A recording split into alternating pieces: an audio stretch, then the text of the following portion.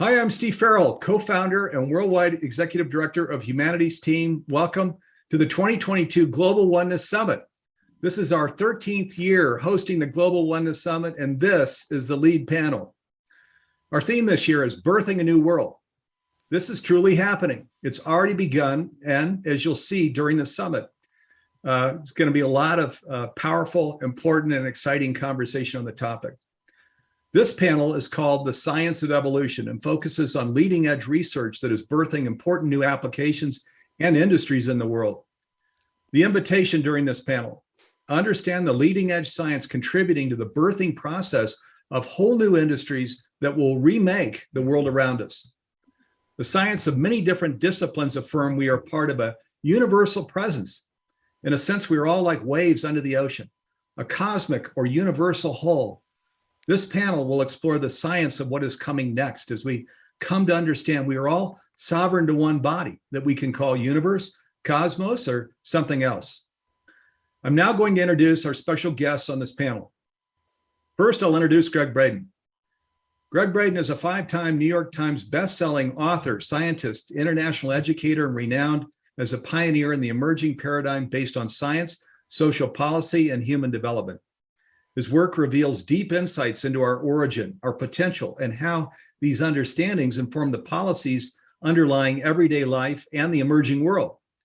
To date, Gregg's research has led to 15 film credits and 12 award-winning books now published in over 40 languages. And welcome to the Global Oneness Summit, Gregg. Steve, I am thrilled to be with you. It's good to see you. Nassim, my brother, it's good to see you as well. I'm honored to share this virtual stage with you. And Steve, I just want to thank you and Humanitysteam for putting this together. It's a really important conversation that we have, and it's really important to have it in an honest way. And I'm excited to see where we go with this today. Thank you. Me too. And let me now give a proper introduction to Nassim Haramein. Nassim Haramein has spent more than 30 years researching and discovering connections in physics, mathematics, geometry, cosmology, quantum mechanics, biology, and chemistry, as well as anthropology and archaeology. These studies led Haramein to groundbreaking theories, published papers, and patented inventions in unified physics, which are now gaining worldwide recognition and acceptance. And welcome to the Global Oneness Summit. Nassim, great to have you with us. Thank you, Steve. So great to be here with you both. And thank you, Gregg. It's been a while I've seen you, so it's so good to see you, brother. And I'm excited. Thank you for having us. All right, let's jump in. Wow, a lot of important conversation we're going to get to. So, Gregg, you've collaborated with Humanitysteam on a free program that's a gift to all who registered for the 2022 Global Oneness Summit. It gets into the science of emerging industries as our world becomes more conscious and evolves to the next level. Do you want to briefly share why this program is important? Sure, Steve. Well, this is a big topic. You know, it's no secret to anyone viewing this program that our world is changing. Even people that used to doubt that that was the case, I think are no longer in that camp. We all know something's up. We are moving forward. We can't go back to a world that no longer exists. And for many people, the uncertainties of what lies ahead of us is concerning. It's frightening. It can be scary. What I think is important to know is that we already have the solutions to all the big problems in the world. The technological solutions already exist, and they have for quite some time. I think one of the biggest leaps, Steve, is the leap in thinking, the way we've been taught to think about our lives and our relationship to the world. Now, I think for many people, this has got to be the first step in embracing the beautiful world, the new world that's emerging, and the new technologies that are available to us. It all begins with the way we think about ourselves and our relationship to the world. So just an example of that, we are the product of generations that have been led to believe in scarcity and separation. We've been led to believe that we live in what's called a zero-sum world, where someone must lose for others to win, whether it's business or finance, or whether it's food security for the world or energy for the world. The new technologies are changing that way of thinking. And what they're showing us, Steve, it's possible to elevate the standard of living for every man, woman, and child on the face of the earth everyone without compromising our relationship to the earth. That's very different than what we've been doing is elevating the standard for a few at the cost of many. So I think as our community recognizes that to embrace new technologies doesn't mean that someone has to lose or that we have to deplete resources in the world as we've been led to believe, that's a huge step in allowing us to move forward and to embrace the new technologies. What I keep coming back to, Steve, the bottom line for me is how can we solve the problems that we now find at our doorstep unless we're honest about these problems? And there's a very fine line where science and the way that we're taught to think about science through the textbooks, the classrooms, through mainstream media, there's a fine line in terms of how complete that information is and when we share it. So I think what's important here is to know that we've got to be honest with ourselves about the world and about our relationship to the world so that we can embrace the new technologies. So I think one of the places, I mean, there's so many exciting places where this is happening. And I'm just at a very high level. It's happening with energy and the way we create energy in our world, and whether it's localized energy or baseline energy. Or base load energy. It's happening with agriculture. It's happening with medicine or healing so that we need less medicine. And that's a very, very different way of thinking. It is certainly happening in the way that we're looking at growing our food so that we are less vulnerable to climate conditions in the world and have the ability to provide the nutrition for everyone in the world. And the United Nations is very clear. There's no shortage of food, Steve. What's happening is the food does not get to the people that need it because their needs have not been a priority. And the same thing is true with energy. We've had the technology to create clean, green, sustainable energy, emitting zero greenhouse gases. We began to understand these technologies over 70 years ago, Steve, and they are stepping stones to the ultimate forms of energy that I know Nassim's going to talk about. Stepping stones, the ultimate ways of feeding ourselves. But the point is that we have been locked into a mindset of scarcity, and that scarcity creates fear and a reluctance to embrace the new technologies that are available. And here's the mind blower. Many of those external technologies reflect the principles that we harbor within us, the internal technologies of our own bodies, of the way our cells function. And as we begin to mimic our inner technology in the world around us, we find these beautiful new solutions to create precisely the world that we know in our hearts is possible. So I'm going to stop there for right now. We can come back to it, but we could go on and on with this. It's such an exciting time because the potential for so many new possibilities. It's not in the future, Steve. It's here right now. It's not only at our fingertips, it's in the palm of our hands. All we have to do is say yes. All right. We're saying yes. Awesome. Boy, we've set the table well. Thank you, Gregg. So I also want to share that when you registered for the summit, you were given free registration to this program. So be sure to enjoy it when it becomes available in a few weeks. So first of all, Nassim, I want to congratulate you on your Unified Science Award that we presented you on Friday, September 23rd. Wow, that was Thank really you. good. Thank you so much. I'm honored. I appreciate. It's always nice to see the appreciation come back after some 30 years. It's exciting. A lot of things are exciting right now in terms of our capacity to get new information from some of the best experiments on the planet, but as well some of the developments that are occurring in the world of science and technology development that are not necessarily clearly defined in the standard model, or that are like not being publicized, but that are happening behind the scenes. So that's really important for your listeners to know that there's something that's happening behind the scene that is really transformative. Even if it looks like I don't know, like the Congress having a serious discussion with the top military personnel about unidentified objects flying in our airspace and so on, which is happening and is not really getting the attention it should be getting, because really that is something that can really change the way we look at ourselves and the world around us, kind of like open our mind to like a larger community.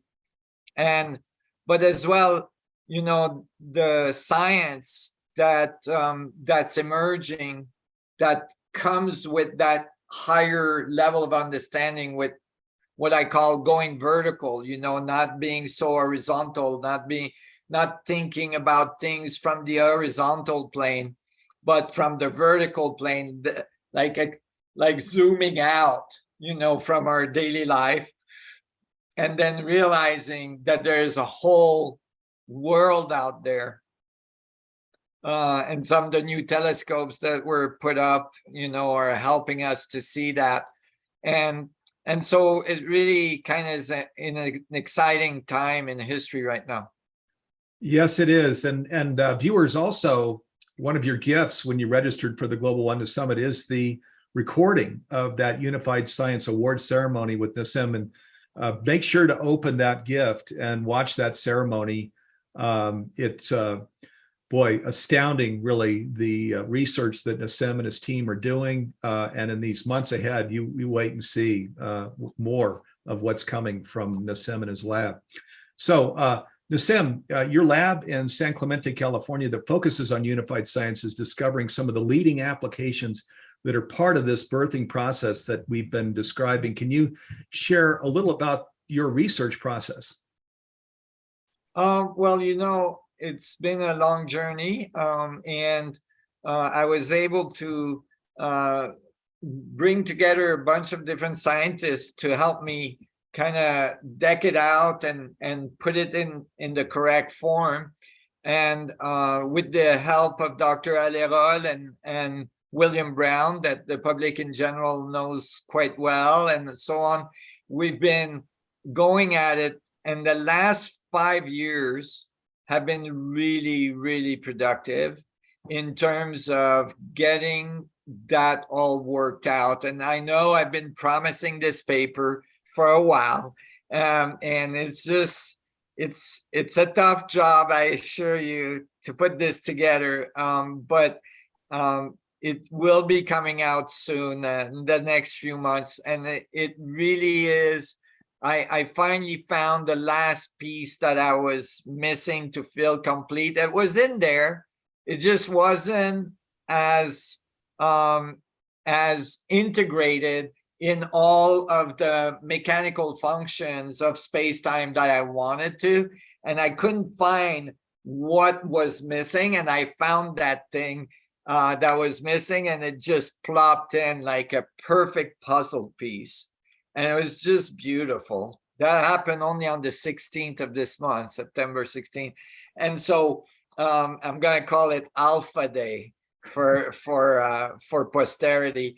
And basically now it's we have an understanding of the nature of reality from the most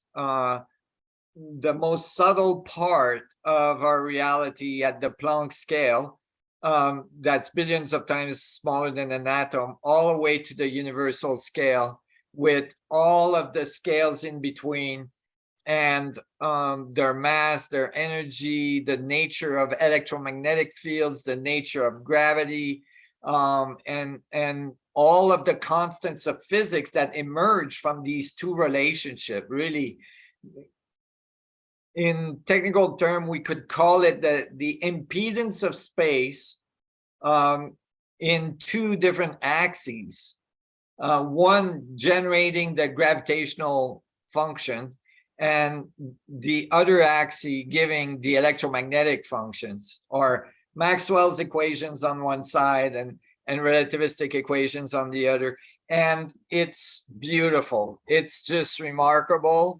And when you put the two together, all of a sudden you get the dynamics of space, the functions of space that are like completely like fluid dynamics function. Like think of like water going down the drain, or like water swirling as it goes down a river, and these beautiful vortices that it produces.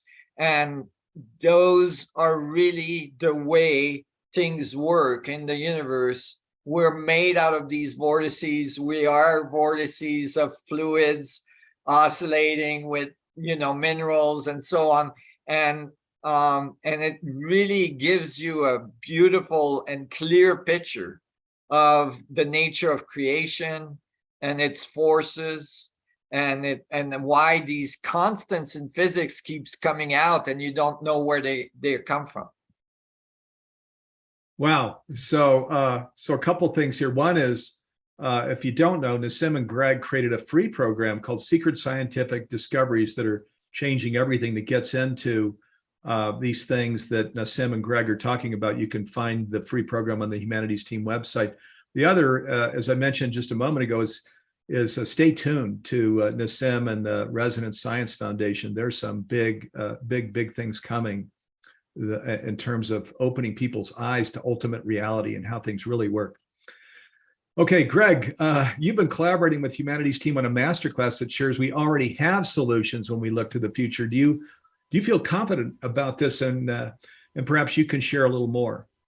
Yeah, Steve, thank you. Well, first, Nassim, thank you for everything that you just shared. And, you know, I learn something from you every time I'm with you, and today is no exception.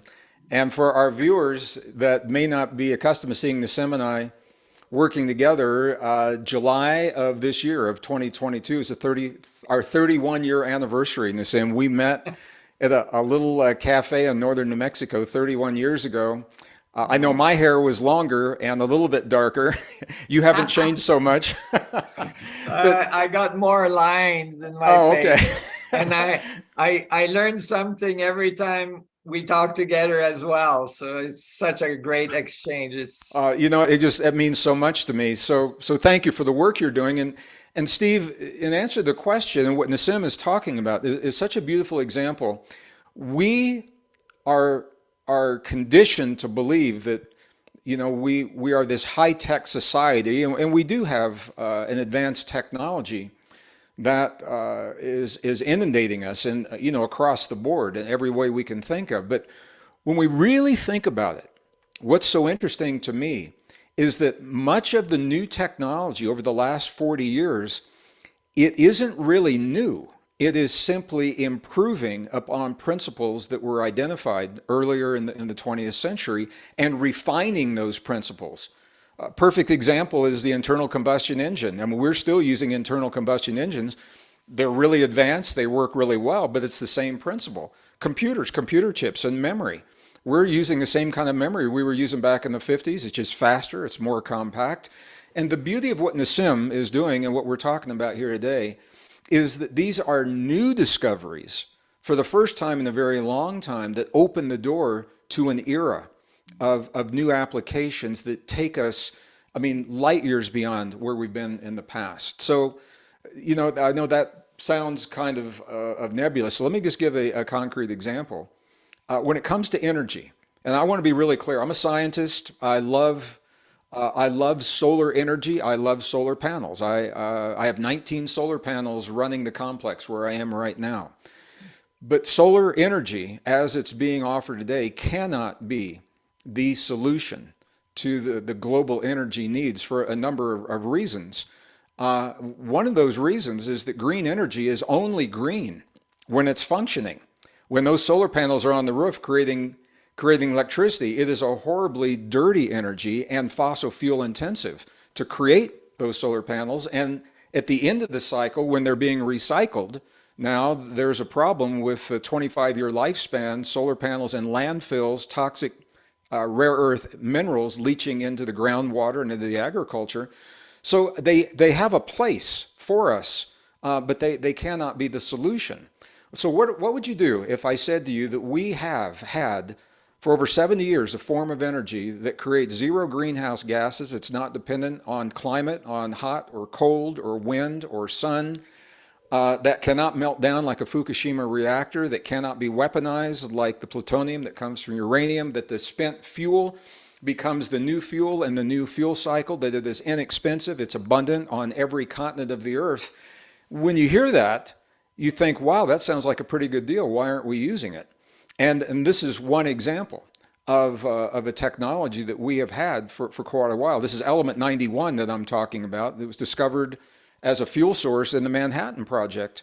And that element is the element that's called thorium.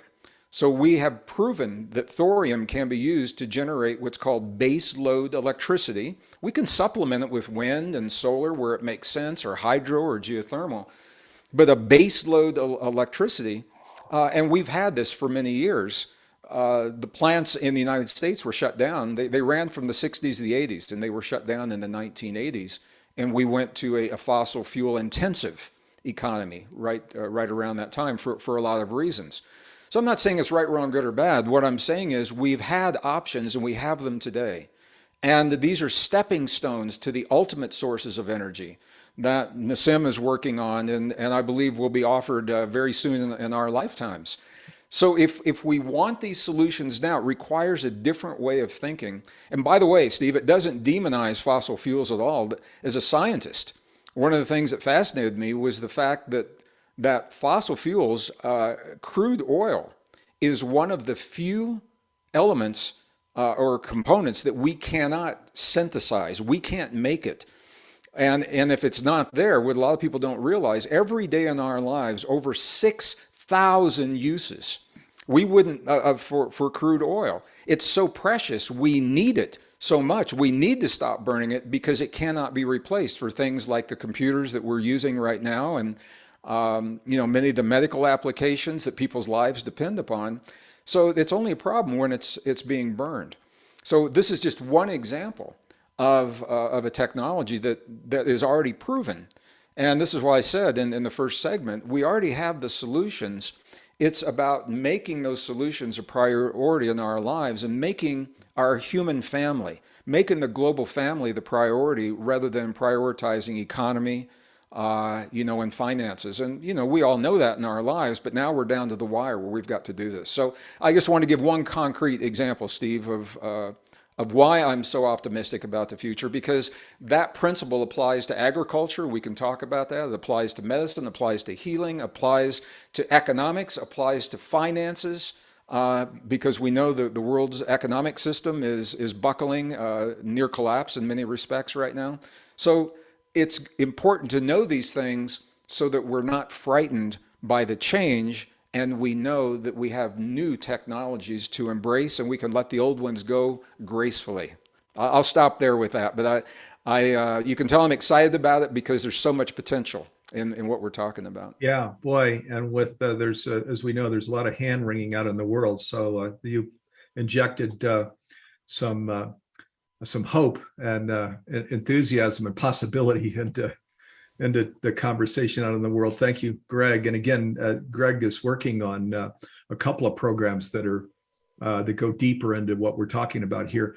Nassim, I'm going to go in a different direction with you because you are, as we know, just talking before we came on this program, this whole unified field theory is getting ready to launch in a big way, and possibly there are academic and accreditation and all kinds of possibilities that are out ahead. Can you talk a little bit about where we are? We talking about exciting possibilities.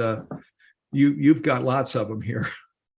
Yeah, I mean, there's lots going on all at once. But yeah, I mean, of course, finishing what I'm writing and publishing it appropriately and getting into the world. And it's not easy because, for instance, physics papers usually don't address such a large subject as unification of physics, and are usually pretty short. And this is about 200 pages right now, a few thousand equations.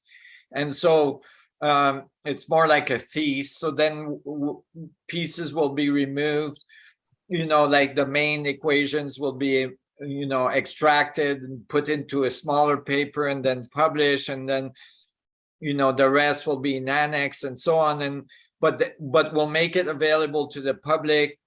I'm gonna with Olivier Alérol, Dr. Alérol and I will probably make videos where we're going through all the equations and explaining what they mean for the layman, so that everybody can understand, what we're talking about, because everybody can understand it. And that's the exciting part about it, is that anybody, including children, will be able to understand this. They might not understand the complexity of the equations and, the complexity of some of the concepts, but generally the fundamental function, people will understand it.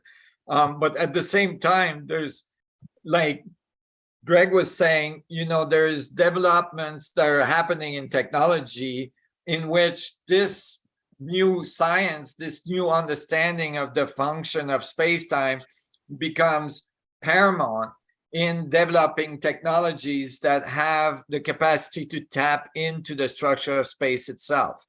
And there are passive technologies that literally produce power continuously. I mean, I have, little videos, for instance, of the little crystals that I've, put on the market, where you can see, I don't know if I can share screens here, but where you can see that they are continuously outputting power, for instance. And so there's like clear path to engineering. It's the baby steps right now, but there's a clear path to engineering from this theory. It's not just theory, it's not just philosophy, but it's actually something that's gonna run your world eventually. And it will run your car, it will run your house, it will run your spaceship if you have one, and it really has the potential to transform humanity at a very profound level. And like Gregg was saying, it's critical that we have a change in the way we think of ourselves, the way we think of our world, and the way we interact with each other, so that this kind of technology can emerge.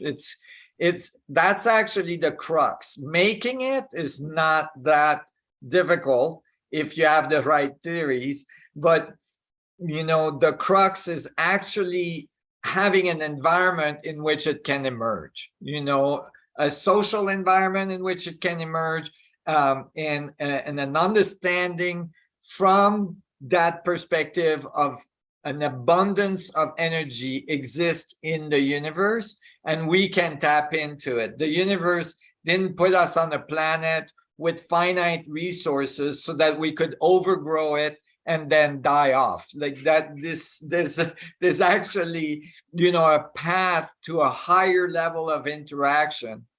And it leads as well to gravity control, our capacity to travel through the solar system, even through the galaxy and so on. And it like all of a sudden opens doors that we couldn't even imagine today. So it's really important, because every individual that makes that transformation, that goes vertical, has that, makes a big difference in the morphogenetic field of our planet, to allow this kind of technology, to allow this kind of transformation to happen for humanity as a whole. Wow, exciting. Yeah. And with, again, the challenges out in the world, the hand wringing, et cetera, that these breakthrough discoveries are surfacing. Wow, is this happening at the right time or what? And in reading like the biography of Albert Einstein and then Leonardo da Vinci, both Einstein, this underlying unity, just to his grave, he was trying to pull those equations together, couldn't quite get there. And you and your team are bringing it there. Einstein was just missing a few little pieces in order to do it. And one of them actually was believing in the result of his own equations, which had to do with singularity and black holes, which at the time had not been discovered, meaning like his own theory predicted the existence of black holes and singularity, but it hadn't been observed at the time. It was unlikely that it existed. In general, it was thought to be kind of like a weird part of the equation, a part that was not real. Just as the linearization of Maxwell's equations produce potential vectors that were thought to not be real, just conceptual. And then now we're discovering, oh no, those are real effects, scalar components to the electromagnetic field. And when you put these things together, all of a sudden you get a completely different view. And that complete different view doesn't just mean that like we understand the cosmos better. It means we understand us better, at a very profound level, like because we're made of the particles and these singularities, and so it's really important to understand them. Yeah, wow. Well, again, very exciting, this research you're bringing forward. And I know from the earlier programs we were creating together that your equations go to 13-digit accuracy, 13 digits. So that's 0.000. That's amazing. And that on multiple constants, on actually all of the constants that we have in physics today, that involves the radius, the electron, the radius, the proton, their masses, the Rydberg constant, all these constant, alpha, and so on, mu, and so on. And those are very, very well measured. And if a theory predicts one of them correctly, it's really remarkable already. Coming from first principle of a theoretical tenet. So when it predicts all of them and nails the numbers for all of them, then you've got something powerful, and you've got the right answer. But what's beautiful is that as you understand it, as you integrate it, you can feel the transformation in your body. You can feel the transformation in your consciousness as you integrate. Oh, that's how it works, and then you start to feel how you work and how you work with the universe, and you become so much more capable of having a really meaningful interaction with this fundamental field of creation. So, boy, it makes you anticipate for sure and smile as well. So again, thank you, Nassim. Can't wait to really see all of these videos and these your white paper, all of this material you're going to be bringing forward very shortly. Gregg, I want to go over to you, and I want to go in a slightly different track here with you too, because your research as well is incredibly enlightening in so many different directions, not the least of which where it talks about human potential, and that we're just scratching the surface on human potential. Can I come over to you to just talk a little bit about that? Yeah, sure. Thanks, Steve. Before I do, I just want to tie into what Nassim just shared, which is such a perfect illustration of why conversations like this are so important. What Nassim just said is that the environment within which these discoveries are shared is key in having them accepted and embraced.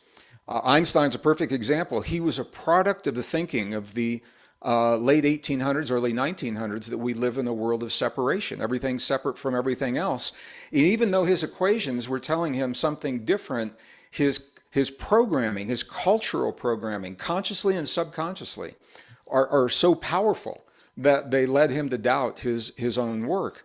And to some degree, that's true for all of us. We are all led to believe that we live in a world of a limit, and where our resources are finite, and we're trying to solve the problems, we're thinking along the same lines of the thinking that created the problems. And this is why I said that in our first segment, I think that probably the most important thing that we can each do in our own lives to contribute to this new world that's emerging is to recognize that we live in a world that supports life. We now know that the universe is alive and conscious and intelligent. It's not a dead, inert universe. The best science, physics, is telling us this.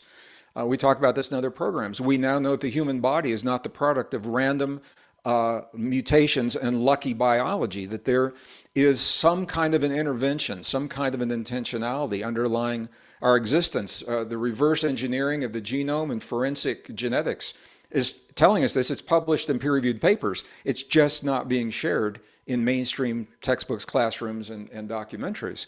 So as we open ourselves to information like this, that there is an infinite source of energy, and it cannot be out there because we are part of the field. So we are that infinite source of energy. And this comes back to what you're saying, Steve. The science is giving us a beautiful and empowering new way to think about ourselves. When I was in school back in the 1950s, 60s, 70s, I was taught that we are these frail, powerless beings and that we need something outside of us to be healthy in life and to be successful in the world.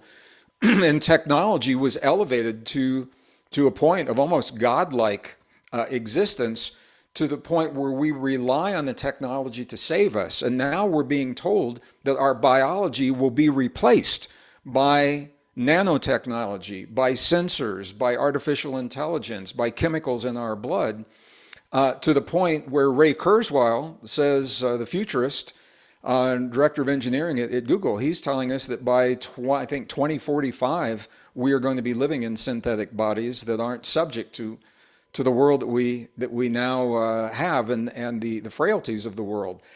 And I like knowing those possibilities exist. I don't think they're true for all of us, because as we embrace the deep truth of what it means to be human, what we discover is that we literally, Steve, this isn't a metaphor, we literally are a soft technology. We are a highly advanced, technologically sophisticated, soft technology. Every one of the cells in our body, 50 trillion cells average human body, every one of those cells functions as a capacitor, as a resistor, as a transistor. We release photons of information and light. We receive photons of information and light. We are constantly in communion with the field that we are part of. Every cell in our body functions just the way super memory, just the way the memory on a computer chip works, and the recall, because the outer technology mimics what we already do in our bodies, except we do it better. So here's where it gets really interesting. Are the computer chips and the AI and the nanotechnology, are they efficient? Absolutely. I'm totally in agreement. They are totally efficient. Are they fast? Absolutely. But here's the thing. All of that technology is limited by the physics of the elements that they are made of, and they cannot go beyond those limits.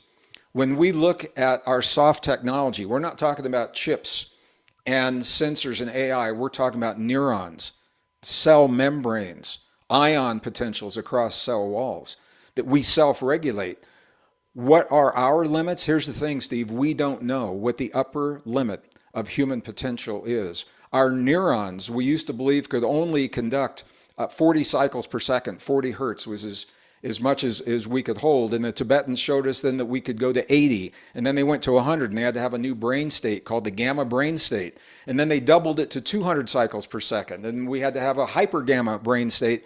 And we're now moving beyond that. We do not know how scalable the human body is, our nervous system, our neurons, the ability of our heart to function in the ways that we're now understanding, much more than just pumping blood.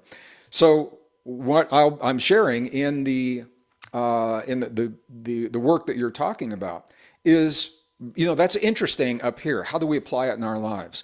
There are direct, concrete applications based upon the wisdom of 5,000 years of human experience, we self-regulate this soft technology through thought, feeling, emotion, belief, breath, and focus, and different combinations of those things.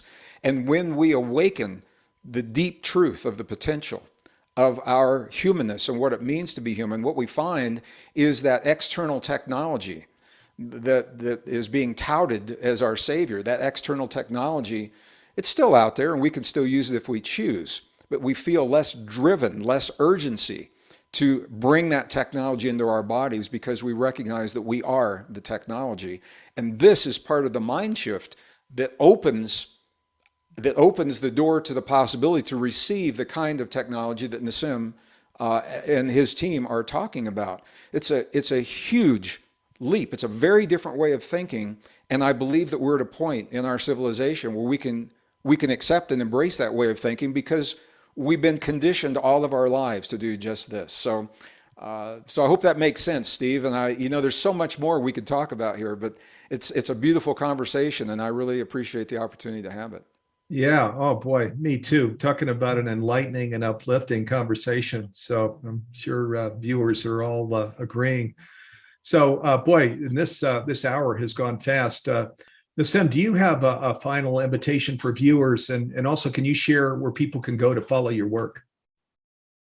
Yeah, I mean, I think that it's really important for people to get involved. Like there's so much to learn. There's so much to integrate at this time in history, and there is so much information out there, and you have to kind of pick and choose because it's, there's information out there that can really kind of bum you out. Like it's easy to get bummed out, and there's at the same time this emerging beautiful path that Craig so eloquently just described, this possibility for the human potential to completely, blow the top, off this current organization and system we live in. And really, when you think about it, technology is really like a mirror to our level of awareness, our level of consciousness, our level of capacity to actually integrate the universe we're in, and to actually experience ourselves as part of that great mechanism of creation. And so I think one thing we did is that we offered our unified course for free on our platform at the Resonance Science Foundation. So if you go to resonancescience.org, you can register for that course. And we last year added the modules. So this module 7 to the course now. So there's 7 modules. It's quite in depth. It has all the reference and everything. And it's easy to read. It's easy to go through. But because we've had children do it and so on. But as well, it gives you all the tools you need that you can go and research yourself and go and expand on it, and you can interact with the other participants. There's over 120,000 participants right now, more than 80 countries, and so on. So it's an incredible opportunity to really interact and meet people from all around the world. And as well, as soon as I've published my next paper, then there will be a module 8. And so people will be able to go there and get, step-by-step layman explanation of what just got published. And it's going to be important for people to understand this because, yes, of course, it will run the technology of the future because it's literally like the owner's manual to the universe. But as well, it will help people get a deeper feeling for how to interact with the universe so that you can maximize your potential. And when Gregg was talking, I was thinking about what a few weeks ago, I was reading material about the history of certain theories about the brain, and how this urban myth got popularized that well, I mean, at the time it was a valid theory that we only use 10% of our cognitive powers or of our brain, and so on, and how, you know, now we can see with the technology we have that actually all the brain is active at all times, and how so the interpretation that maybe that theory is wrong is that we are using all of our brain. And I was reading this and I was thinking, wow, you know, it's not because there's neurons firing all around our brain that we're using our full potential, right? So because consciousness, right, deep level of awareness, deep level of consciousness might have some relationship with the brain activity, but your level of awareness, like the potential is of the awareness of your existence. Like these equations I'm about to publish show clearly, very, very clearly, that all scales are embedded within each other, and that all energy levels are related to each other across from the Planck scale to the universe, and you're part of it. And so you have access to this infinite amount of information, an infinite amount of energy. And it's really important for, and there's, you know, and you understanding how that all works really helps you to get into that level of connection, so that you can get that level, like, so that you can fulfill your highest purpose. And it can lead to things like immortality, for instance, you know, like just to go way out there. And you might say, what is he talking about? He's insane. But, you know, you might think immortality is impossible. But there's multiple creatures on our planet that are immortal. You know, just look up on Google immortal animals, and you'll find that there's like jellyfish and, you know, all kinds of things, including crabs and all this, that have, you know, regenerative capabilities and that don't necessarily die or need to die. They might die because they got squished by something or ate by something, or, you know, but naturally they can replenish. So the potential even of our cellular metric, you know, is not at its full potential currently, but I really believe we can get there. So boy, viewers are smiling. We all are. Yeah, fantastic. Yeah, so I mentioned anticipation. So thank you. What an incredible invitation that was, Nassim. Thank you. And Gregg, I'm going to come over to you. Your final, just brief invitation to viewers, and then how people can follow your work. Well, I am happy to share that, and I'm one of those people that's smiling because I love to see Nassim so happy and so excited about what he's sharing. So Nassim, if I Google immortality, am I going to see Nassim and Gregg and Steve among the creatures that are Hopefully. listed? Oh, after the paper's published. Now, Steve, I think what I'd like to leave our viewers with, first, I want to thank everyone for sharing a part of your day with us. We know everybody's busy, you got a full plate, means a lot. And we appreciate your trust. And I think the message is to not be afraid of what we don't know, and to not be afraid of an uncertain future. Because we're living a rare, precious moment in the history of civilization and the history of our planet, where multiple converging cycles are upending everything that we believed we knew to be true, It's part of a natural rhythm, natural cycles, and then there's the unpredicted human response to those natural rhythms and cycles.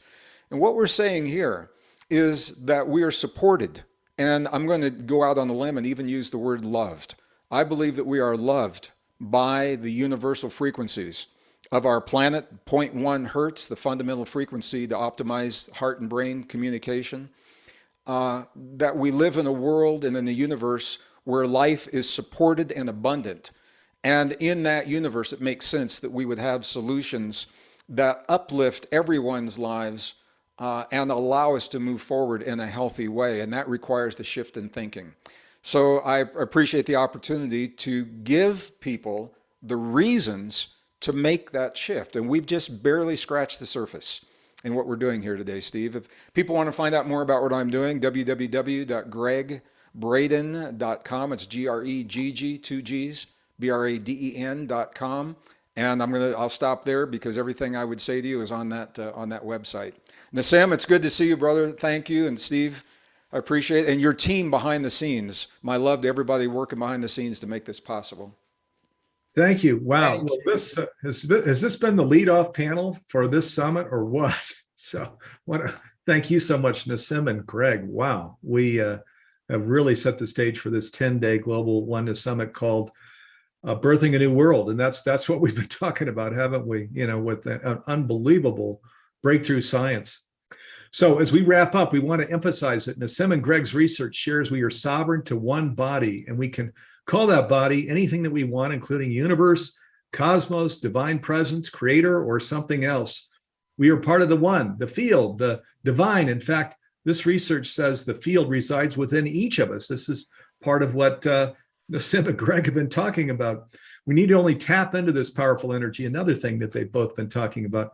This has been, there are many empowering ramifications for our lives in what we've just been discussing. And I know all of you viewers get that here from this discussion. Our Humanitysteam mission is to make conscious living pervasive worldwide by 2040 in just 18 years. And if we're going to do this, we need to pick up the pace. And PACE stands here for Planetary Awakening Conscious Evolution. We invite you and everyone to join with us. Gregg and Nassim are in. Many of the thought leaders and partners we work with are devoted to this big pivot that's taking place in the world now that we've been discussing during this panel. This is our moment. Let's create a sustainable and flourishing Earth. There is no time to waste. I know we all can see that. You can learn more about this Humanitysteam initiative that is part of the Global Oneness Summit. It's called Changing Humanity's Future. You can Google that, Changing Humanity's Future. You'll even get fill in and it'll go straight to what this initiative is about. Or you can just go to changinghumanitiesfuture.org. So a big, as we wrap up, thank you again to Nassim, Gregg, all of the speakers that are part of this Global Oneness Summit, the hosts, the affiliate partners, my Humanitysteam partners who work year-round putting this summit together to create this Global Oneness Summit, this in our 13th year. Last and most important, I want to thank all of you, the viewers, for spending quality time with us here during this program. Boy, we're off to a racing start. But there's lots more to come. So stay tuned here for the next 10 days. Next, we're going to go over to Adam Hall for a brief welcome message.